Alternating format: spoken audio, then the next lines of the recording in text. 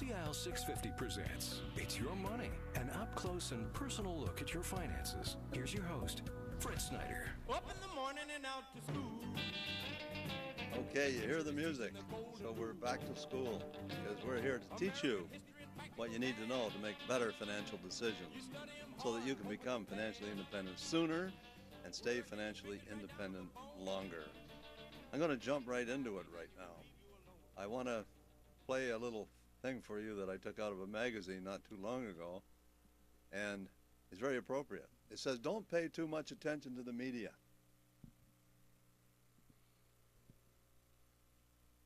It is a gloomy moment in the history of our country. Doom and gloom. Depressing. The domestic economic situation is in chaos. Look at the price of oil right now. CNN the other day was saying oil is going to $10 a barrel. Wow. Our dollar is weak throughout the world. Could anybody have imagined a Canadian dollar under 80 cents a year ago? And that's where it is. Prices are so high as to be utterly impossible. The cost of living is getting tougher and tougher and tougher. The political cauldron seethes and bubbles with uncertainty. Kim Jong-un, Korea, North Korea, want to talk about that. Crimea, the Ukraine, Russia. It's wild. And Russia hangs as usual like a cloud, dark and silent upon the horizon. It is a solemn moment of our troubles. No man can see the end. Now, you might have read that in the paper yesterday, but actually it was in Harper's Magazine in 1847. So what are your comments? What do you feel about the state of affairs in the world? We share this show with you, our listeners. We encourage your calls. We want you to call. So the number to call is 604-280-0650. If you're calling long distance, it's 877-280-0650. You want to log on? You can see everything that I have on my computer screen. If you can log on right now, www.cil.650.com. And for those who are shy or reluctant to talk on the air for any reason whatsoever, maybe want to make an appointment to see myself for a review, call Frida. She's down at the office at area code 604-737-3512. If you're calling long distance, it's 1-800-661-1495. Just tuned in, I'm certified financial planner Fred Snyder, also a registered financial planner. And joining me today, last couple of weeks, was here as well with Lenny Atmore, legal firm Timothy Lack. No relation to Eddie. Anyway, he specializes in estate planning, and I'll be working with him closely over the next coming months. And as well, we have Blair Manton, who is a trustee in bankruptcy. That's right. With Sands and Associates. And again, we're going to talk a bit about what bankruptcy means, about how that works into the debt management process. And we'll talk about debt management, we'll talk about credit scores, and all that kind of stuff. So if you have a question, I have two experts in front of me here right now. You can phone in and you can ask an expert any question you want relative to your finances. So get on the line and give me a call. Now, Blair is prepared to, he's written a book. He's prepared to give some of those books away. So all callers who call us will get a book on this particular topic. And again, I emphasize the fact that this doesn't mean that you should throw your troubles away by declaring bankruptcy. We're not saying that, but we want to understand what that's all about. Okay? So once again, get on the line, give us a call. Let's have a conversation about your finances. Let's have a conversation about your finances in the past, the present, and the future. So I'm going to start with Blair. Blair, introduce yourself. Sure, Fred. So it's my pleasure to be here this morning. My name is Blair Manton, and I'm a trustee with Sands and Associates. And Sands and Associates is BC's largest firm of licensed trustees in bankruptcy, credit counselors, and proposal administrators. So my background is I'm a business consultant by background with Deloitte, and then I've changed recently to become a trustee in bankruptcy, working with individuals and small businesses to help them rebuild their financial situation. So I meet with clients every day who really can't see the way forward. They've got way too much debt, no reasonable prospect of paying it off in full. So I'm empowered by the court system to help them either renegotiate the debts, or if they need to declare bankruptcy, I'm empowered to make that filing and help them all the way through. Well, that's a lot. It's a lot, yeah. Okay, and we'll expand on that a bit more. And Tim? Well, I'm a solicitor downtown with the law firm Lunny Atmore. I've been at this game for 21 years. Pure solicitor. I try not to go to court. I did early in my career, but I realized that wasn't for me. And these days, I'm doing lots of wills for people, and I do the probating as well. Certainly, with our aging demographics, I saw the opportunity here to expand my practice into that area, and I'm enjoying it very much. So, I've enjoyed being on your show the last couple of weeks, talking about intestacies, wills, basics, and today, if we have time, certainly we'd like to get a little bit more into some of the other things that you should get in your will and think about as you're preparing your will. Well, let's segue what you fellows have just told me into the financial planning process. Let's see how it all fits together. I have up here a slide that I've just pulled up on my computer screen. First thing on there is a financial plan. Everybody needs a written financial plan. Hardly anybody ever has one. If they have one, they put it on the shelf, it gathers dust, and they never do anything with it. You need a financial plan which covers life insurance and financial products and everything. It's like a blueprint that takes you from where you are right now to where you want to go financially. Now, there's 10 steps in the financial planning process. I'm not going to take the time to even cover them all. But we have education, goals, evaluation, where you stand now, cash, risk, debt, retirement, capital creation, estate planning, and review. So, Tim, you're here to talk about estate planning. Mm-hmm. That's where it fits in. That's number 9. And where's Blair fit in? They're in debt. Blair is debt. Blair is debt right here. It's number 6. Uh-oh. And it's maybe risk and maybe cash management.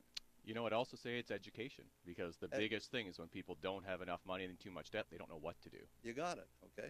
So my forte, my raison d'etre, is to teach people what they need to know to make better financial decisions.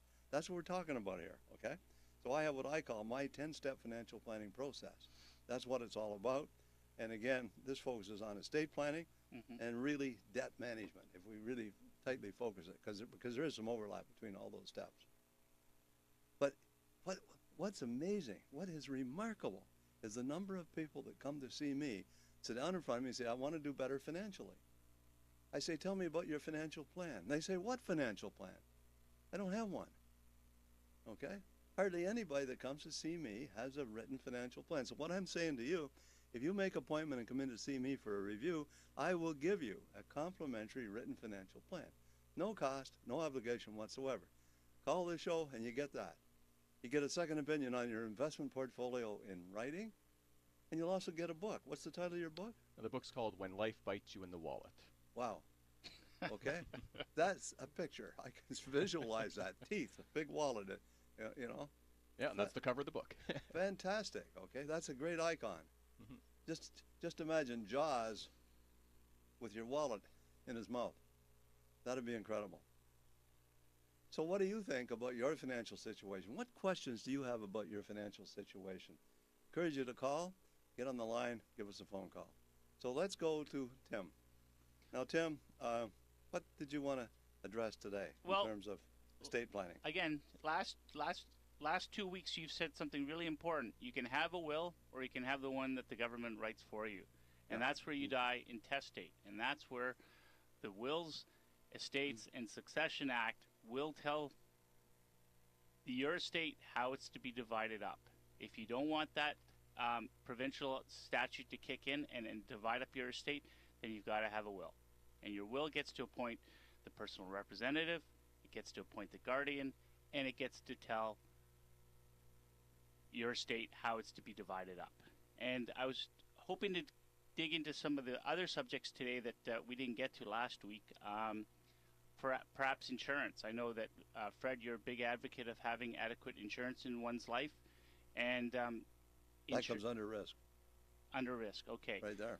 That's right. And insurance policies, you know, they can have a beneficiary named. And if you do have a beneficiary named in your insurance policy, then it doesn't form part of your estate. It's something that skips by the estate and goes straight to the beneficiary. And there's two good reasons for that. One would be it's not subject to the variation of the wills by someone who feels they're hard done by. And there's also a little bit of creditor protection that way. And maybe Blair could weigh in on that part about creditor protection and insurance.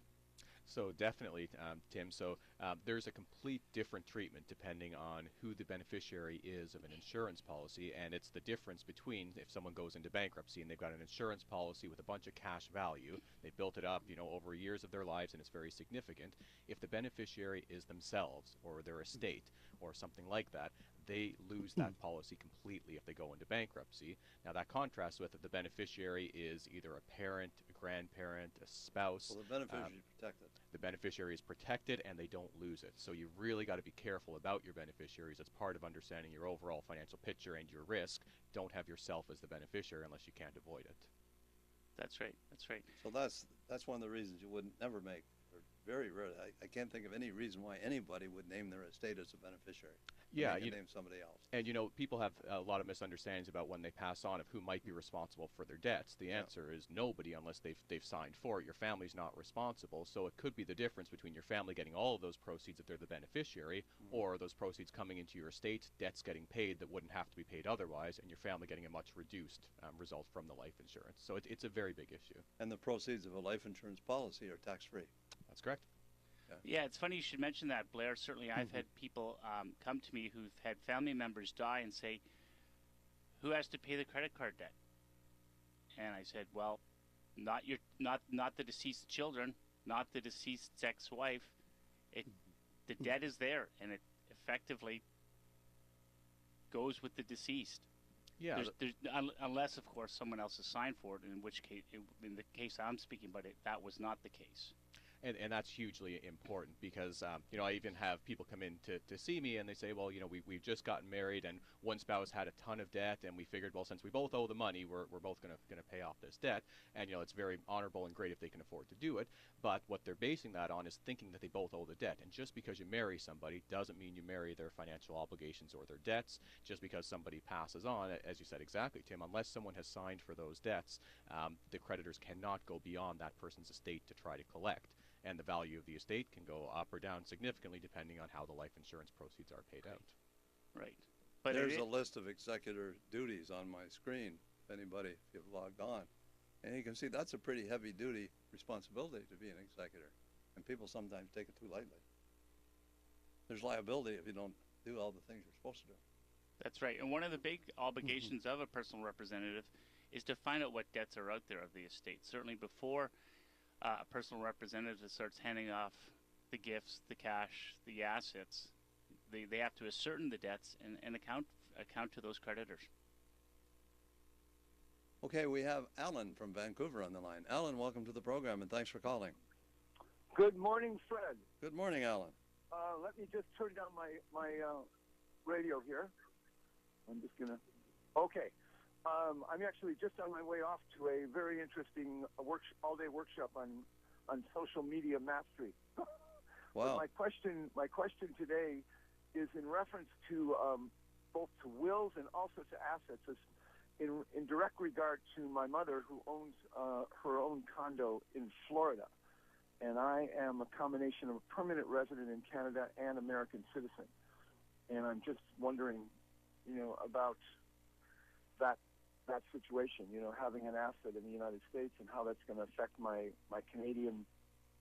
Well, let me say something to you right now, and it kind of wanders off the topic a bit. But okay. You're an American citizen with Canadian residency, is that correct? Yes. Okay. Do you have any RSPs? At the present time, no, but I'm actually thinking about starting a TFSA this year because I'm finally in a position where I've alleviated $25,000 worth of debt in the past 2 years. So you don't have a TFSA currently, so you don't own any Canadian trusts of any kind? No. Because you are required to report those to the IRS. If that's the case, and the penalty for not doing so is severe. Okay. That's good to know. So if you start one, it's okay. It's not taxable to the Americans, but you have to tell them about it. Right.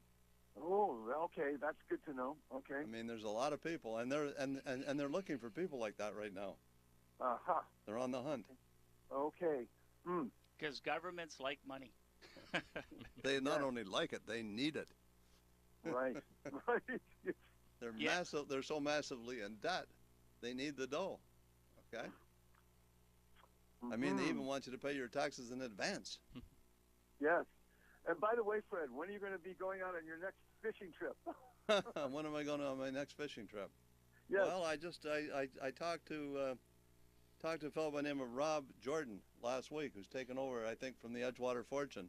So the Edgewater Fortune clients will be, I think, moving on with him right now.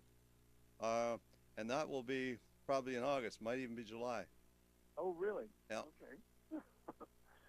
Well, that sounds good. And, of course, you're going to be getting out on your own boat again soon, I'm sure. Oh, yeah, you know me too well, I think. Yes. Well, I've been out with you once. So I know who you are. Appreciate the call, though, Alan. Thank you very much.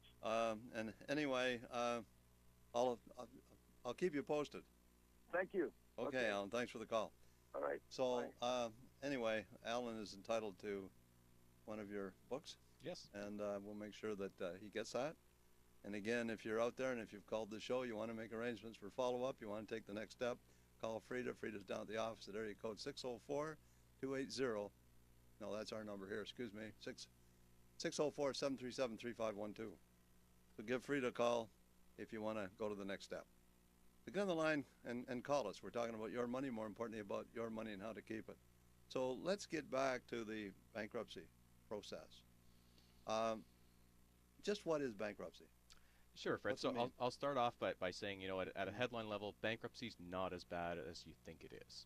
Okay, so in general, people have this conception that bankruptcy is the worst thing that could possibly happen to you, and definitely it's not something that you take lightly. But most people's conception of bankruptcy is far worse than what it is. So bankruptcy is a legal remedy available to anybody in Canada that owes more than $1,000 and is unable to pay it. What it means to be in bankruptcy, and I think people generally understand this, is you get full protection from your creditors. So when you file for bankruptcy, you sit down with a government licensed trustee, and there's about 1,000 in Canada. That's a guy like you. That's a guy like me, and every trustee in Canada will give you a free consultation.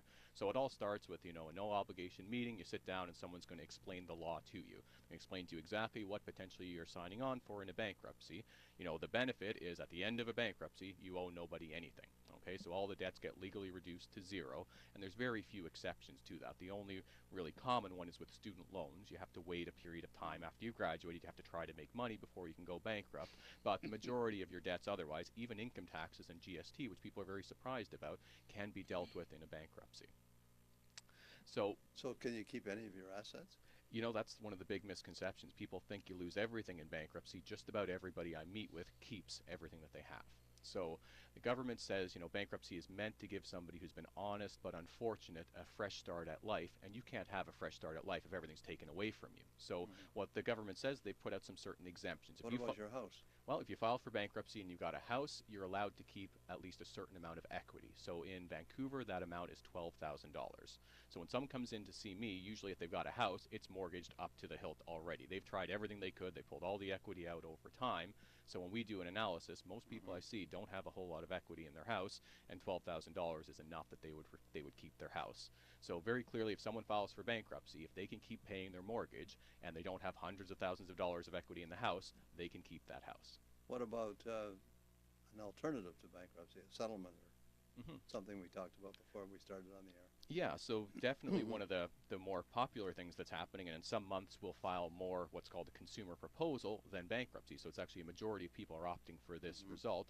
What a consumer proposal is, it's a negotiated arrangement, again only available through a trustee, where by law the interest is frozen on the debt from the day that you file it, which is great because if your debts are going up 20% a year, you're trying to hit a moving target, which is moving away from you. So the interest stops immediately, but the really powerful thing is the debt's reduced down to what you can actually afford to pay back. Most of the time, it's about 30 cents on the dollar. So you sit down with a trustee, and the trustee does an analysis, and it says if you file for bankruptcy, you're going to have to pay in X amount. There might be some assets, maybe not, but usually it's a very bad deal for creditors, meaning they have to write all the debt off completely and nothing gets paid back. In a consumer proposal, when we offer the creditors 30 cents on the dollar, they're very likely to accept it. In fact, almost always they will accept it because it's some money rather than no money. What effect does bankruptcy or a proposal have on your credit rating? Well, your credit rating is going to take a hit anytime you don't pay your debts back in full. It's probably already taken that. Well, that's the surprising part. When I first started in this business, I thought I'd be seeing people whose credit's in the tank. It's 70% of people that file for bankruptcy have perfect credit, which is amazing, right? So how does that happen? Well, the way a credit rating works is that it's basically a measure of a bank's profitability.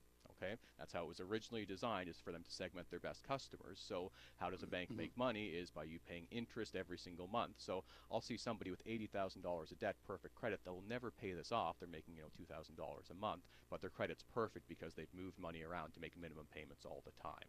So you might have a great credit rating, but the only way you're going to keep it is to pay off all of that debt in full, which usually isn't in the cards if someone's sitting in my office with And your me. debt service ratio would pick that up, would it not? Oh, exactly. Yeah, if you're 4 or 5 times your income, you got a big problem. I guess the takeaway from your credit rating is you can rebuild it. Oftentimes, the quickest way to better credit is not for you to hunker down and pay 20 years of minimum payments to get out of it. It's to actually face it head on, take the hit in the short term, and then rebuild. I've seen people 2 or 3 years after a bankruptcy get mortgages, get car loans with no risk premium. It's not a life-ending thing. In many ways, you can start your life again after.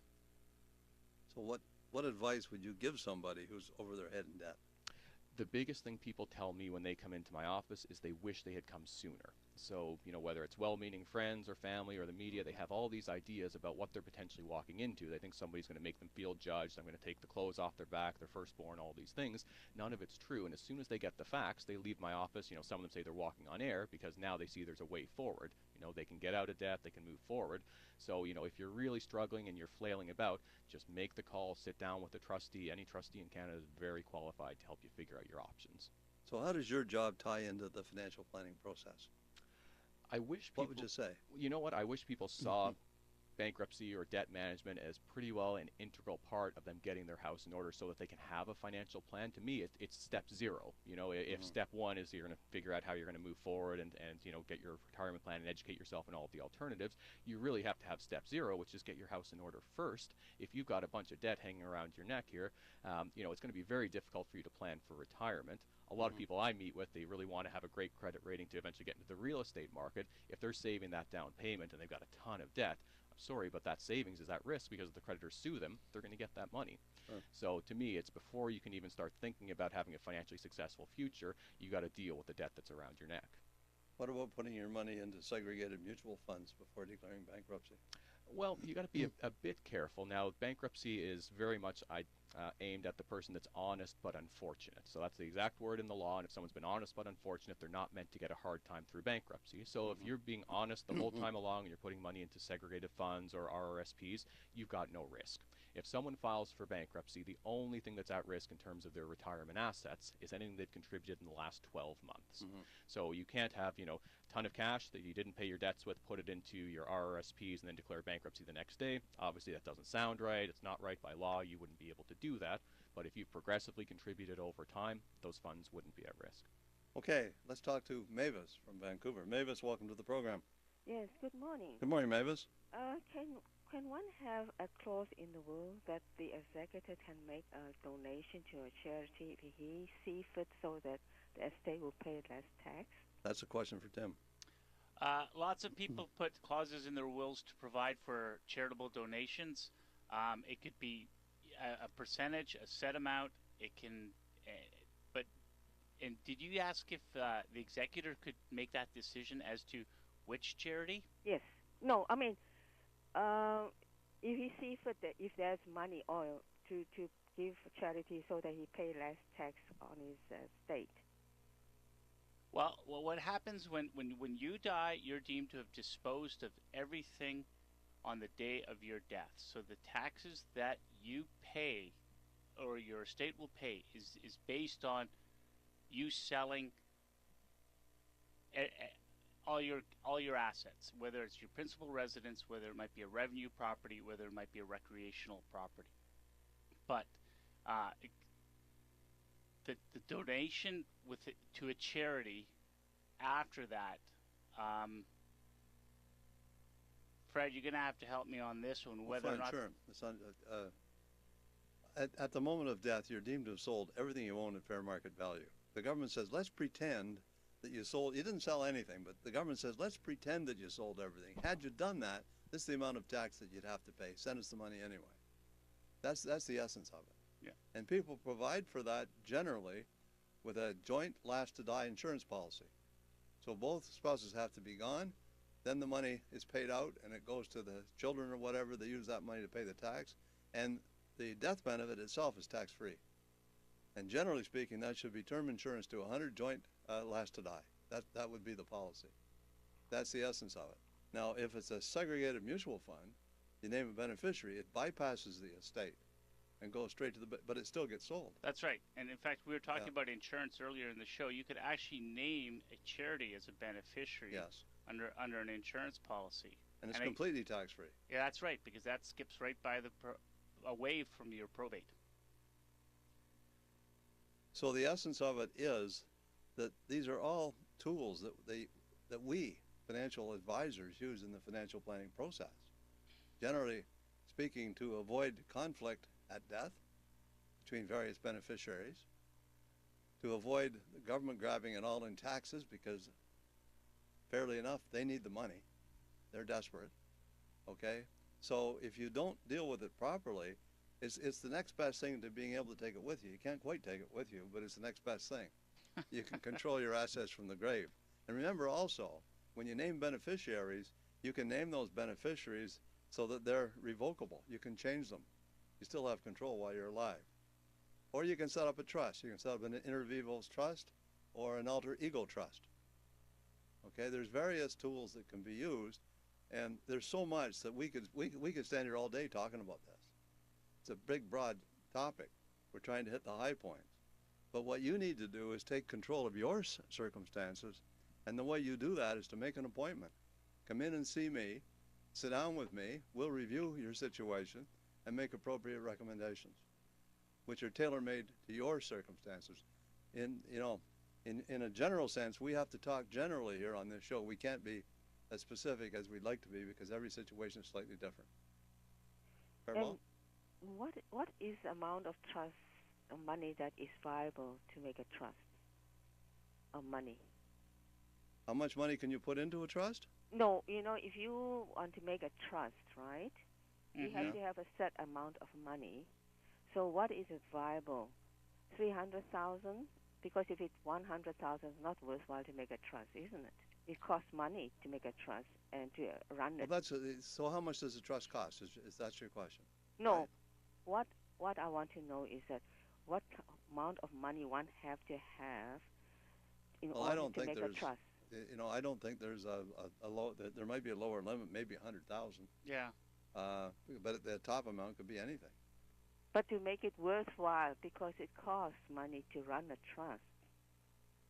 Well, a trust is really a relationship. It's an association. It's an arrangement in place whereby there's an individual who's going to be paying funds out, maybe over time, and then maybe at the end there will be some triggering event that all the money gets paid out.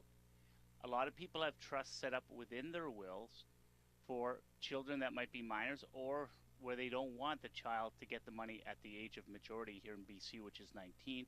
They'd rather have it paid out for education purposes, and perhaps all of it being paid out when that individual's older, perhaps 30, so they can buy a home or something like that.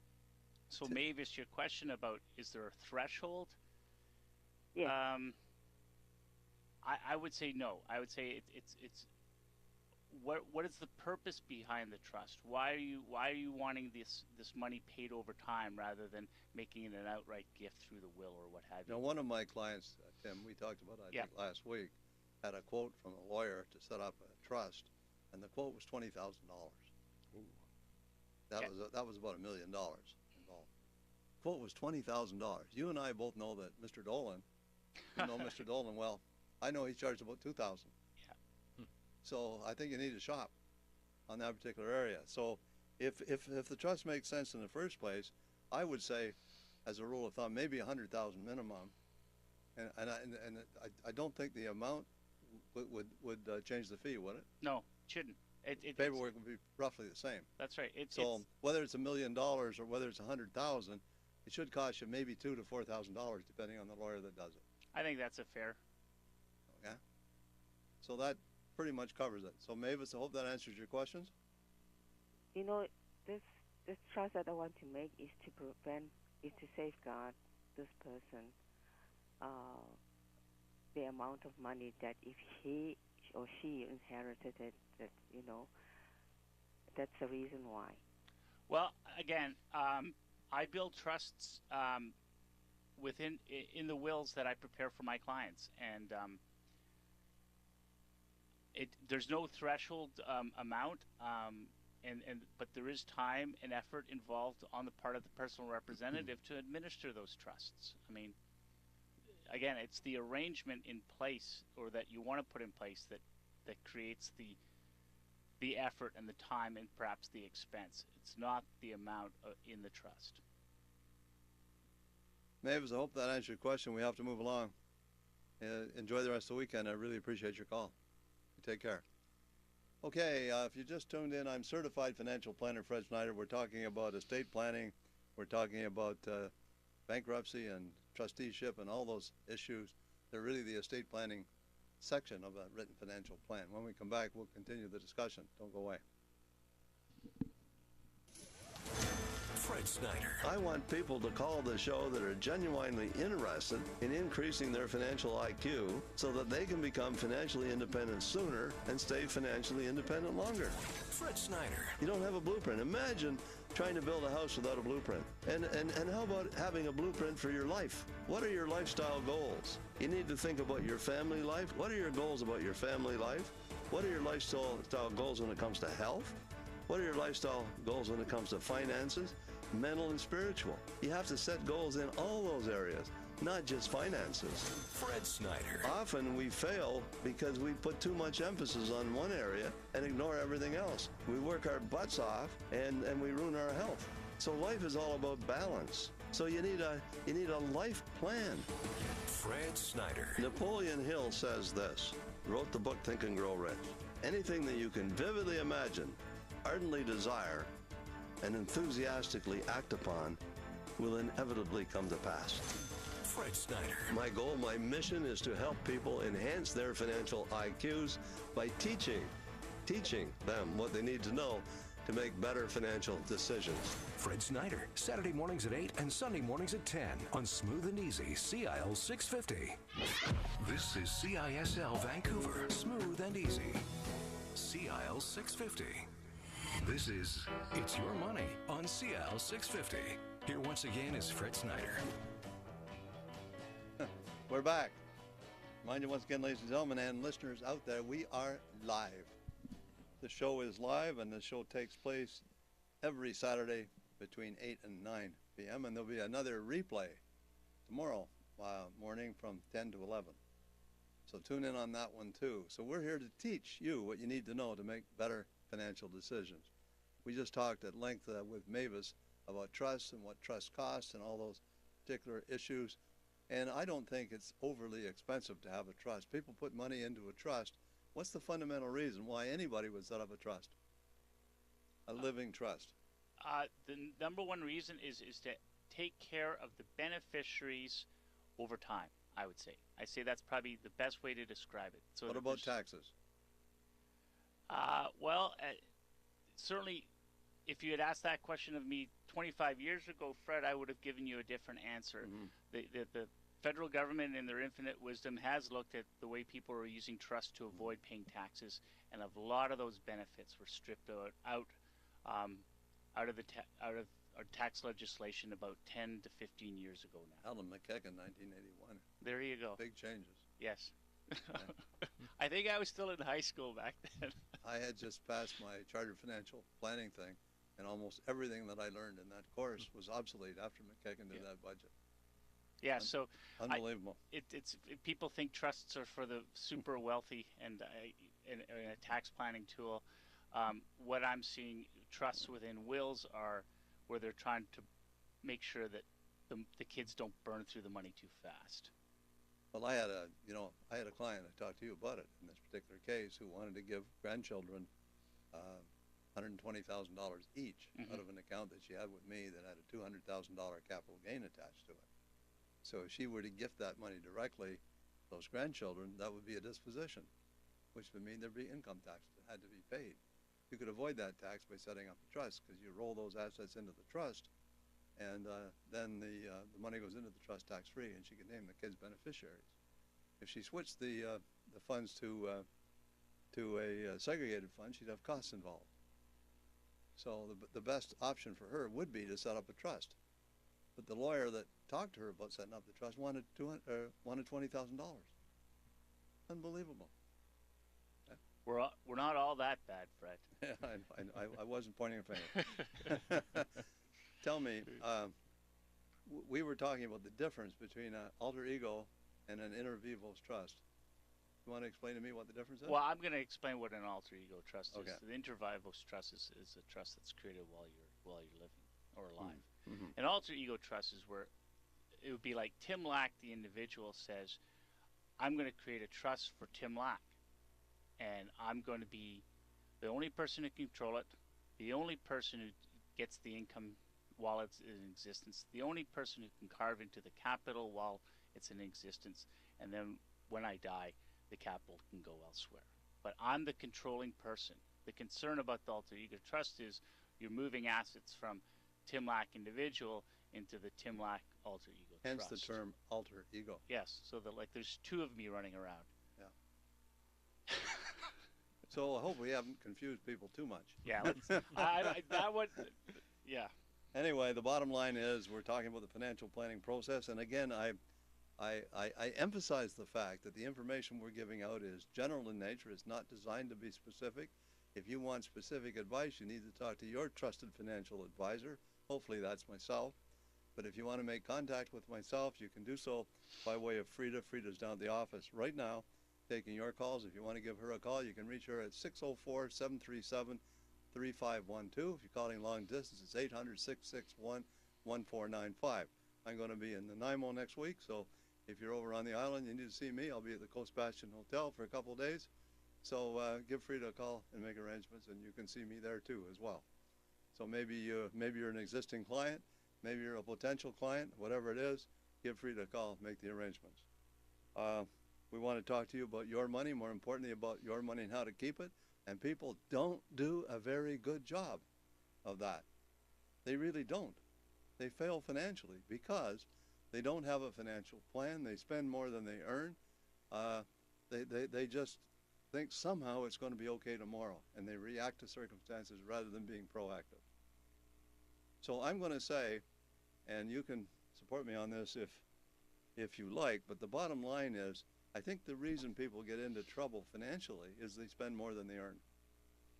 Wouldn't that be the fundamental reason? You know, Fred, sometimes it is that simple, and, you'll see people that they've got a bunch of debt and they can't have anything to show for it. They're like, I don't know how I got $20,000 or $40,000 in debt. It's not like I went and bought something, and the problem is, every month, if they had a budget, they would see they were overspending by just a few $100s a month, and that snowballs over a period of years. If you don't have a budget every month, you don't have a plan, it's very easy to overspend. So that's part of the people that come to see me. For the most part, though, it's that something happened in their life. So most of us are ticking along. Tragedy. Most of us are ticking along just fine, and then, if we lose our job, or if we get sick, or if our spouse decides to leave us, or a child gets sick, there's a lot of these things that if we had a 6-month emergency fund, we might be okay, but very few people today can save a 6-month emergency fund, so one little shock to the system, and it can send us teetering over the edge if we're pretty heavily leveraged to begin with. So having a deficit of $100 or $200 or $300 a month, having a deficit like that, you accumulate that. Exactly. Just like the government accumulated their huge deficit, okay? It's the same darn thing, isn't it? Yeah. They spent more than they took in. Well, but except the government isn't borrowing at 20%. You are when you got a credit card. You got it. That's exactly right. But the opposite of that is having a surplus of $200 or $300 or $400 a month. You're putting that money away. It's compounding at a certain rate of return, whatever you're getting on it. In mutual funds, it could be as high as 10 or 12% even. So if you're putting money away, the opposite happens. You end up accumulating a big net worth instead of a negative net worth. That's exactly right, Fred. And what I wish, too, is people really understood that, even if you're in debt or you're not sure, it's so important that you contribute to your RRSPs, you put money away. The company pension seems to be a thing of the past for most people these days. And even if you have a bunch of debt, again, the big misconception I hear is people think, well, I've got all these RRSPs, I need to cash them in to pay debt.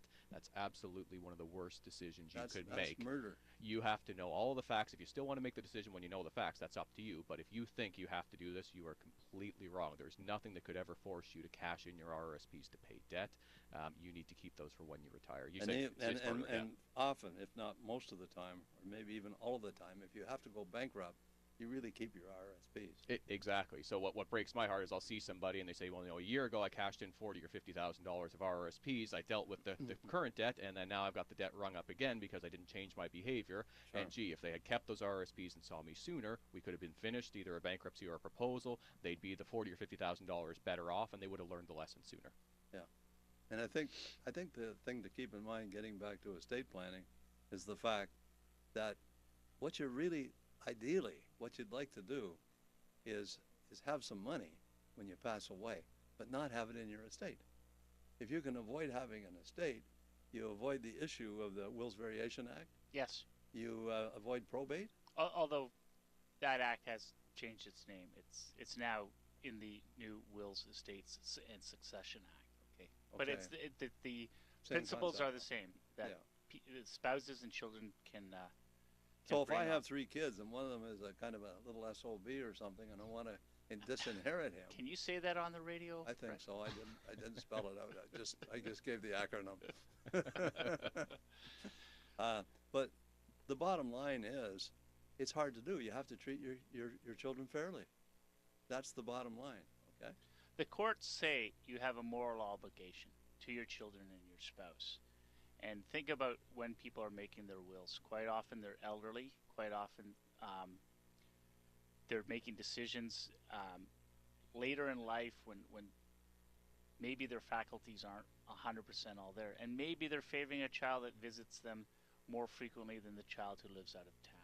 And that would be natural, wouldn't it? Yeah. Sure. But so the courts protect the beneficiaries. They try to, yes. But if you do want to exclude someone, I mean, it serves you well to document as to why this child of yours isn't sharing the way the other children are. Okay, let's go to the lines. We have RL from Surrey. RL, welcome to the program. Hello. Hi there.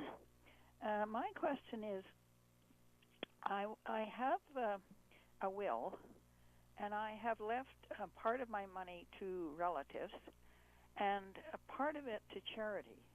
Mm-hmm. Now, I know that everything is considered sold when you die, and that would make a capital gain.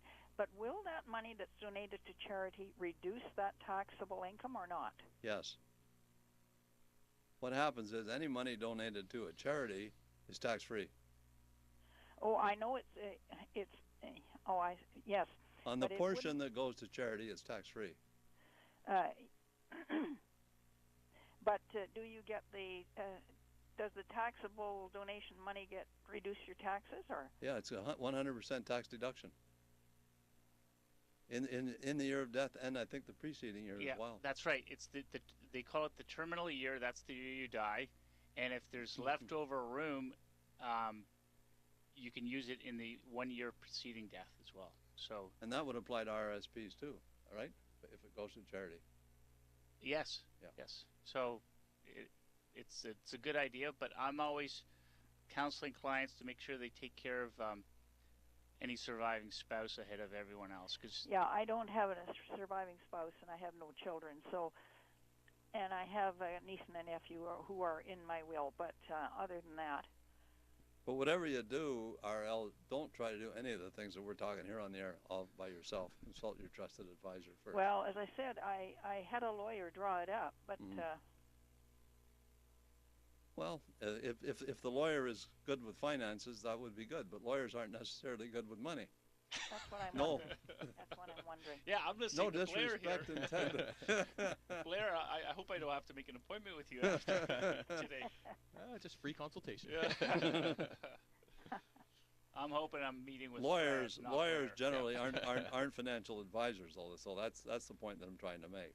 Yes, and he's not necessarily, that good on estates and stuff. Well, he specializes in that, so I think he's pretty good, or I wouldn't be working with him. But he's an honest guy. Yeah. So I don't know how good. I don't know anything about his finances, though. No, I don't. I'm just kidding. Okay, well, thank you for that anyway. But the bottom line, RL, is that the way to take the next step is to call free to make an appointment and come in and see me. Okay? Okay. Enjoy the rest of the weekend. I can't tell you how much I appreciate your call. Take care. Bye. Thank you. Bye. Okay, let's talk to Susan from Vancouver. Susan, welcome to the program. Hi there. Hi, Susan. I'm just phoning to ask if I wanted to leave my estate to my daughter, but not her spouse, or then how would I proceed to do that? Now that's a job for Tim. I get that request, question, concern quite a bit. So the concern would be that you're leaving it to your daughter, and if her marriage fails, that he's going to, the ex-husband's going to lay claim to 50% of those family assets. Is that the concern, Susan?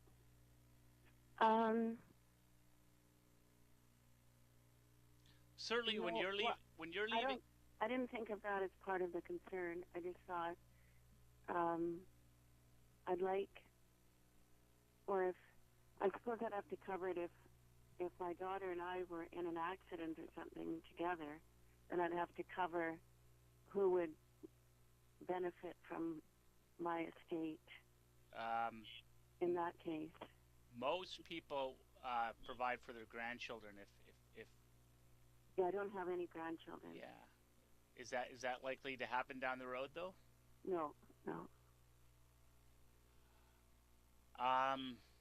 Then I think you would draft the will such that if you die, it goes to your daughter. But if your daughter predeceases you or doesn't, or you're in an accident together with her, we have it like an alternate gift, and that wouldn't necessarily be your daughter's husband. It can be anyone else that you so choose. Certainly, if you're making your will and you're leaving it to your daughter, and then you pass away, those funds are your daughter's now, and it's up to her what she does with it. Maybe she's in a loving relationship with her husband, and that's the right thing to do. What did you say earlier in the show, Fred? Everybody tries to control it from the grave. Yeah, exactly. Well, and you know, you can't do that precisely, but there's a way to certainly have some control by having a proper estate plan. Yeah. Proper estate plan says this is the way things are going to work. You have revocable beneficiaries. While you're alive, you can change the beneficiaries. You can have a testamentary trust, which kicks in on death, that has ifs and whats and whens in there as well. So your bottom line is that you need some estate plan. You have a fairly complex situation from what you're saying and your concerns. But I guess the question is, what happens to my assets when I die? Okay? Or I shouldn't say that necessarily. What happens to my assets if I go through a marital breakdown? What happens? Or if I die? Does it go to my spouse? What's the score there? Well, Fred, we're getting away from... I think we're getting maybe too complicated for the show. I think it's important to know that on a marital breakdown, family assets are family assets that both spouses are going to try to lay claim to. Certainly there's been changes recently in the laws that are saying what you're bringing into a family marriage is more important now than it used to be in the past.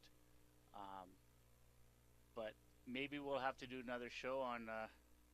we could do shows all year on this topic. It's pretty broad. And you would have the phones ringing off the hook, I'm sure.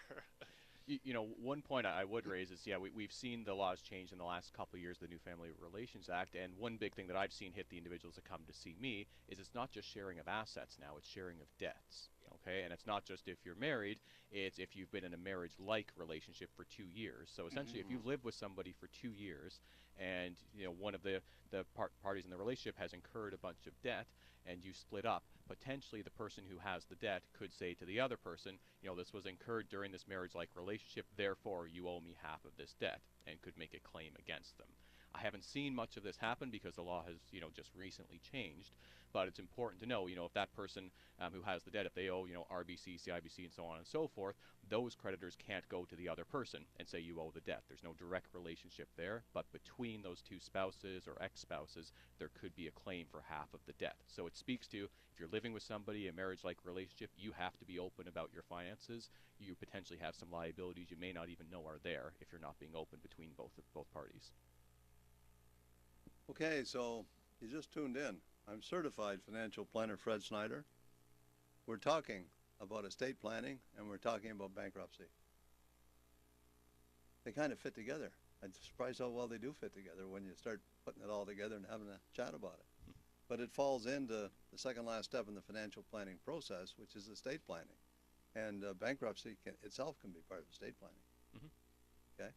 So, again, Blair Manton, who's with Sands and Associates, and Timothy Lack, who's with Lunny Atmore, professionals on the particular topic, specialists. So if you have a question for a lawyer or a trustee in bankruptcy, maybe it's time to make a phone call. So get in the line and give us a call. The number to call is area code 604-280-0650. If you're calling long distance, it's 877-280-0650. You can log on, www.cisle.650.com. But for those who are shy, reluctant to talk on the air, those who want to strip away all the veneer and get right down to the core, you want an appointment to see myself, you want to get proactive about your finances, call Frida at area code 604-737-3512. Calling long distance is 800-661-1495. Maybe you're over on the island. I'll be at the Coast Bastion next week. Give Frida a call, make arrangements to see me. You can drop in at the Coast Bastion. I'll be very happy to look at your circumstances, review your finances, and make some appropriate recommendations. I'm certified financial planner Fred Snyder representing Scotia McLeod, and we do this show every Saturday between 8 and 9 a.m., and there's a replay tomorrow between 10 and 11.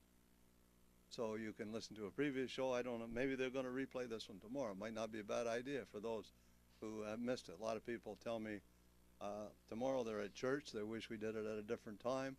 So we changed the time to Saturday to accommodate those who can't listen on Sunday. This is the live show, and you can participate in the show simply by making a phone call. So once again, area code 604-280-0650, long distance 877-280-0650.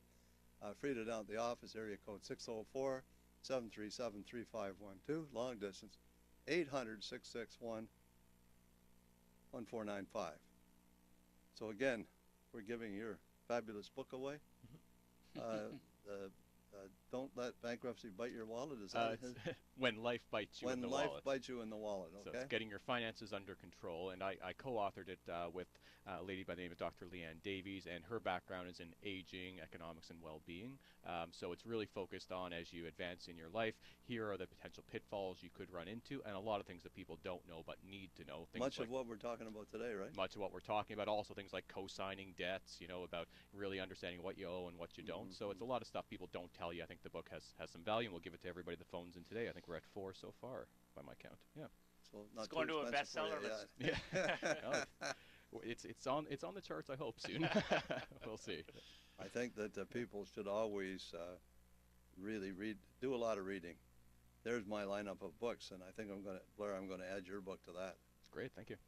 Okay, so I call that my financial planning library. Great books. I'm not going to take the time to review them all, but just great books. You want a book on anything that's going to help you financially, give Frida a call. Say, I want a book. We'll see you get one. So once again, Frida's down at the office at area code 604-737-3512. I'm going to do this gloomy moment in history for those who might have missed it again, because I think it is so bloody appropriate, it's unreal. Okay? Don't pay too much attention to the media. That's one tip about financial planning that I give people. And this is why. It is a gloomy moment in the history of our country. You might have read that in the province yesterday. The domestic economic situation is in chaos. Would you agree with that? Anybody out there that would disagree with that? Anybody here that would disagree with that? Our dollar is weak throughout the world. Look at the Canadian dollar, under 80 cents. How long ago was par with the U.S.? Less than 2 years ago. 80 cents. Prices are so high as to be utterly impossible. Would you agree with that? Feels like that. Yeah, everybody I see. The political cauldron seethes and bubbles with uncertainty. They're even talking about another government shutdown in the United States right now. Unreal.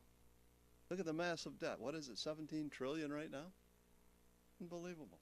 They should go see Blair. And go bankrupt. The stat I heard yesterday is the student loan debt in the U.S. now exceeds our GDP as a country. Oh, go on. Unbelievable. Really? Yep. Russia hangs as usual, like a cloud, dark and silent upon the horizon. What did the ruble? The ruble dropped to by 90% over oil. That's their major product.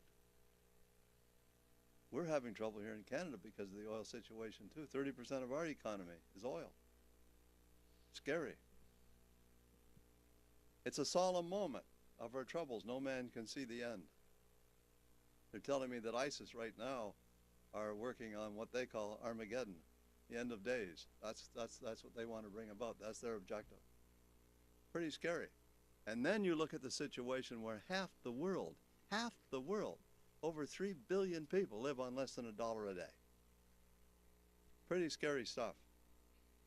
But that looks like yesterday, but actually it was in Harper's Magazine in 1847. So the question is, ladies and gentlemen, listeners out there, what's new?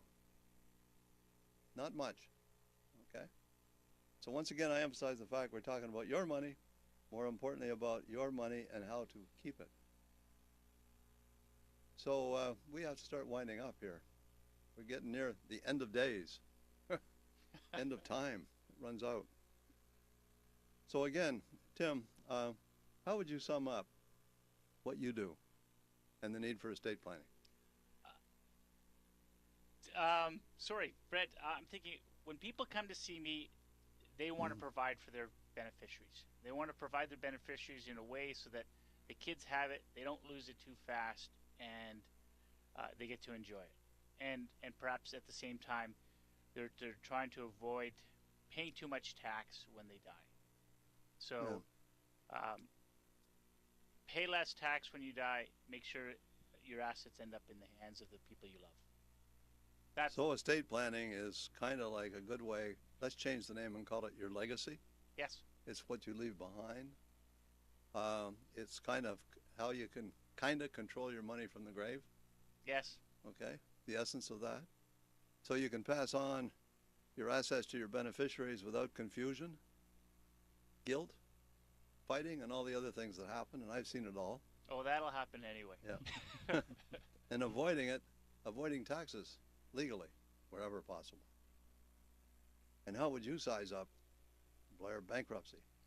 Well, so I would say, pardon me, what I do is I meet with people where they've got too much debt and they need to figure out a way forward. So if you look at your financial situation and you can't see that you're going to be out of debt on your own volition in the next couple of years, you need to meet with a trustee. You need to get all the facts. I'm the best person you could see because I can give you legal protection, I can reduce the debt, and if there's any way to avoid bankruptcy, it's counterintuitive, but if there's any way to avoid bankruptcy, a bankruptcy trustee is the person to see. Right, and our listeners want to get a hold of you. What's your number? You can call us at 310-0911. So it's toll-free all in BC. We have 12 offices growing rapidly. We're within the lower mainland on Vancouver Island and expanding to the interior shortly. And Tim, how do they get you? 604-684-2550. And you can reach Frida down at the office, area code 604-737-3512. You want to talk to me on the way home as I'm driving home? Cell phone 644-7526. Bye for now. See you next week. Thanks. If you'd like Fred to review your portfolio, call his office right now at 604-737-3512. That's 604-737-3512.